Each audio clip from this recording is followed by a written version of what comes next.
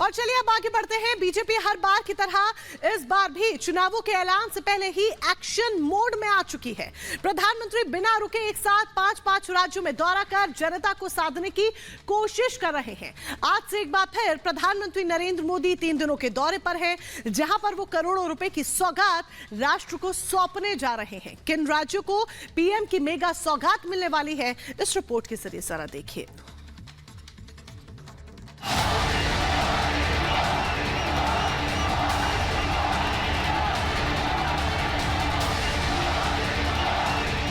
हर सफर एक खास और राजनीतिक सफर की तो अलग है बात।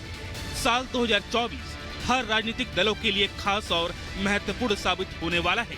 लोकसभा चुनाव की तारीखों के ऐलान में सिर्फ कुछ ही दिनों का समय बचा है और उससे पहले हर राजनीतिक दल जनता के लिए दिल को छू लेने की पुरजोर कोशिश में जुटे हुए हैं। बीजेपी हर बार की तरह इस बार भी चुनाव के ऐलान से पहले ही एक्शन मोड में है। ऐसे में लोकसभा चुनाव को बीजेपी वैसे भी गंभीरता के साथ ले रही है। इसकी तैयारी पार्टी 2023 से ही कर रही है। इसी कड़ी में अब बीजेपी जैसे जैसे चुनाव नजदीक आ रहे हैं, वैसे वैसे खुद को और भी ज्यादा एक्टिव कर रही है। चुनाव हो और प्रधानमंत्री नरेंद्र मोदी एक्शन में ना हो, ऐसा हो ही नहीं सकता। चुनाव के करीब आते ही मोदी एक बार फिर से दोगुना तेजी से एक्टिव हैं। एक एक दिन में पीएम मोदी राज्यों को करोड़ों रुपए की सौगात दे रहे हैं। एक बार फिर से प्रधानमंत्री नरेंद्र मोदी आज से 3 दिनों के दौरे पर हैं, जिसमें वो तेलंगाना, तमिलनाडु, ओडिशा, पश्चिम बंगाल और बिहार में मेगा सौगात देंगे। इन 5 राज्यों के दौरे की शुरुआत सबसे पहले पीएम मोदी तेलंगाना से करेंगे, फिर तमिलनाडु का रुख करेंगे। पीएम मोदी तेलंगाना के आदिलाबाद में सुबह करीब 10:30 बजे 56,000 करोड़ रुपए से अधिक की कई विकास परियोजनाओं का उद्घाटन और शिलान्यास करेंगे। प्रधानमंत्री मोदी हैदराबाद संगारेड्डी में लोकार्पण और शिलान्यास करेंगे, जहां पीएम मोदी सड़क, रेल, बिजली, पेट्रोलियम और प्राकृतिक गैस से संबंधित परियोजनाओं का शुभारंभ करेंगे।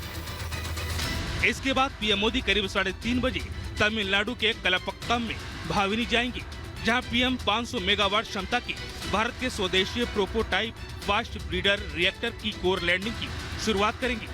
ये भारत के परमाणु ऊर्जा कार्यक्रम में एक ऐतिहासिक उपलब्धि है।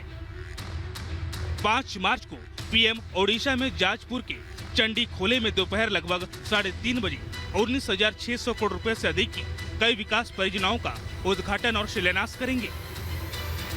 पीएम मोदी 6 मार्च को सुबह करीब 10:15 बजे पश्चिम बंगाल की राजधानी कोलकाता में 15,400 करोड़ रुपए की कई कनेक्टिविटी परियोजनाओं का उद्घाटन और शिलान्यास करेंगे।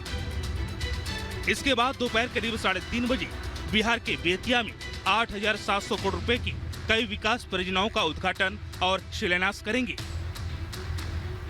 यानी पीएम मोदी लगातार 3 दिनों तक 5 राज्यों को मेगा सौगात देते रहेंगे और जनता को साधने की कोशिश करेंगे। सिर्फ 3 दिनों में पीएम मोदी 5 राज्यों में करोड़ों रुपए की सौगात और जनसभा कर अपनी सरकार की उपलब्धियां गिनाएंगे। एक तरफ प्रधानमंत्री नरेंद्र मोदी अलग अलग राज्यों का दौरा कर करोड़ों की सौगात दे रहे हैं, तो दूसरी तरफ विपक्ष पीएम मोदी के एक्शन से परेशान है।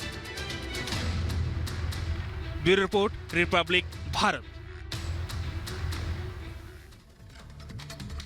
तो प्रधानमंत्री नरेंद्र मोदी के धुआंधार दौरे देखने को मिल रहे हैं। तूफानी दौरों का असर भी साफ सीधे तौर पर देखने को मिल रहा है। 10 मार्च को प्रधानमंत्री नरेंद्र मोदी की रैली है उत्तर प्रदेश में, जो कि 80 सीटों पर एक बड़ा असर डालती हुई नजर आएगी। इसके बाद पश्चिम बंगाल की बात करें, 42 सीटें पश्चिम बंगाल में हैं और 6 मार्च को प्रधानमंत्री नरेंद्र मोदी पश्चिम बंगाल में मौजूद रहने वाले हैं और सीधा असर पश्चिम बंगाल में देखने को मिलेगा, क्योंकि जब विपक्ष के गढ़ में प्रधानमंत्री दहाड़ेंगे तो उसका असर होगा। गुजरात की भी बात कर लीजिए, 12 तारीख को गुजरात में प्रधानमंत्री नरेंद्र मोदी मौजूद रहने वाले हैं और सीधा जो प्रभाव होगा वो 26 सीटों पर पड़ेगा। इसके अलावा बात राजस्थान की भी यहां पर कर लीजिए, कोई राज्य पीएम नहीं छोड़ने वाले हैं। 12 मार्च को राजस्थान में मौजूद रहेंगे, सीधा जो इफेक्ट होगा 25 सीटों पर। तेलंगाना में 4 मार्च को मौजूद रहने वाले हैं, 17 सीटों पर असर डालते हुए प्रधानमंत्री नरेंद्र मोदी के कार्यक्रम नजर आएंगे।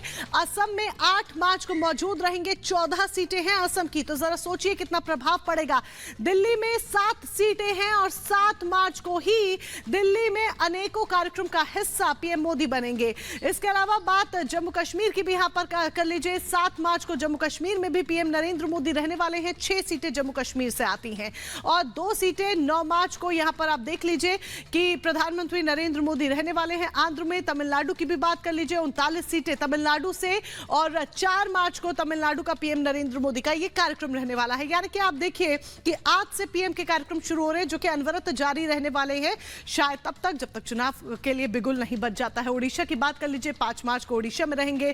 बिहार में 6 मार्च को मौजूद रहेंगे। 40 सीटें बिहार राज्य में हैं, सीधा असर डालते हुए नजर आएंगे। तो 12 राज्यों का ये तूफानी दौरा और सीधे जो असर पड़ेगा 319 सीटों पर प्रधानमंत्री नरेंद्र मोदी के इन दौरों का असर देखने को मिलेगा और इसका जो सीधा प्रभाव है वो कहीं ना कहीं चुनावों पर भी असर डालता हुआ नजर आएगा।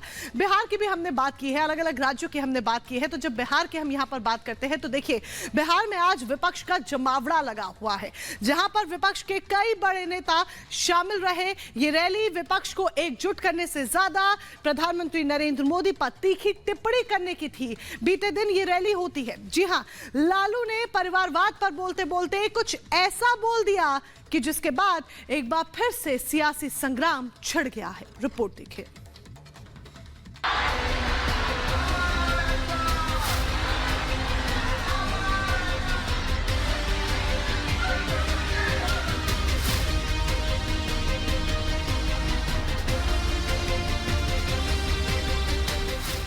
चुनाव नजदीक आते ही राजनीतिक दलों की जुबानी जंग भी तेज होने लगती है।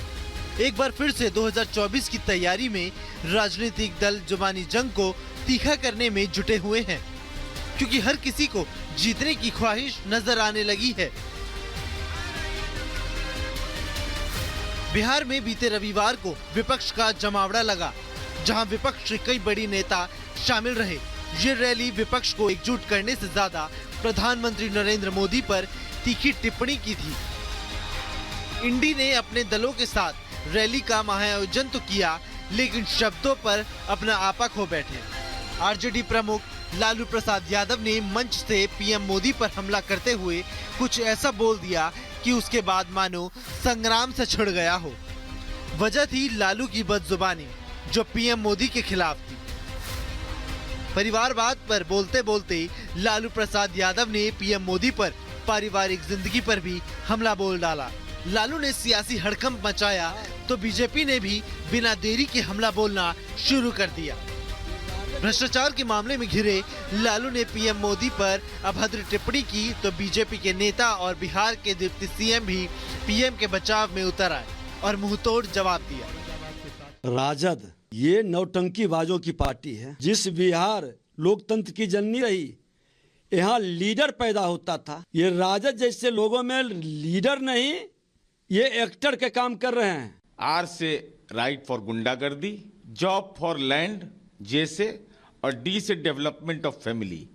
अब महागठबंधन के नेताओं की एकजुटता नहीं, बल्कि पुत्र की एकजुटता दिखाने का लालू जी प्रयास कर रहे थे। लालू ने मंच पर बैठे विपक्ष के नेताओं को खुश करने के लिए पीएम पर तो हमला बोला, लेकिन कुछ ही देर में लालू और विपक्ष का ये पैंतरा उल्टा पड़ गया।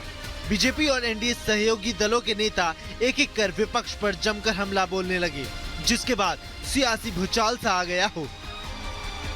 लेकिन इंडी की तरफ से आए इस तरह के बयान ये दर्शा रहे हैं कि विपक्ष बेचैन है। विपक्ष को समझ नहीं आ रहा कि कैसे मोदी का सामना किया जाए। हालांकि चुनाव के दौरान शुरू हुए इस जुबानी जंग का असर जनता पर कितना पड़ेगा, इसका जवाब जनता कैसे देगी, इसके लिए अभी थोड़ा इंतजार करना होगा। Bureau report, Republic Bharat.